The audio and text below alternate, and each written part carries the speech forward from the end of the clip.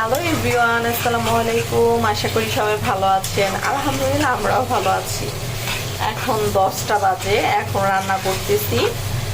আজকে আমরা আমার খালা শাশুড়ির বাসায় গিয়েছিলাম সবাই, বিকালে চলে আসছি, এই জন্য রাতের রান্না বান্না করতে করতে লেট হয়ে গেছে। এখানে হচ্ছে রুই মাছ ভুনা করতেছি। তো মাছগুলো ভেজে নিয়েছিলাম আগে, আর এখন হচ্ছে মশলাটা সুন্দর করে কষিয়ে মাছগুলো দিয়ে দিব। এই যে এখানে মাছগুলো ভেজে রেখেছি, আর হচ্ছে আমডাল রান্না করেছি এখানে। এই তো মশলা কষানো হয়ে গেছে, এখন হচ্ছে পরিমাণ মতো একটু পানি দিয়ে দিব।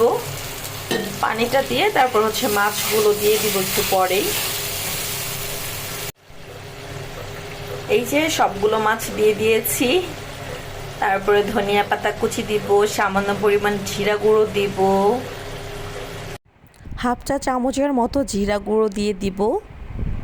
তারপরে হচ্ছে ধনিয়া পাতা কুচিও দিয়ে দিব। ধনিয়া পাতা কুচি দিয়ে 3 মিনিটের মতো রান্না করলেই কিন্তু আমার তরকারিটা হয়ে যাবে।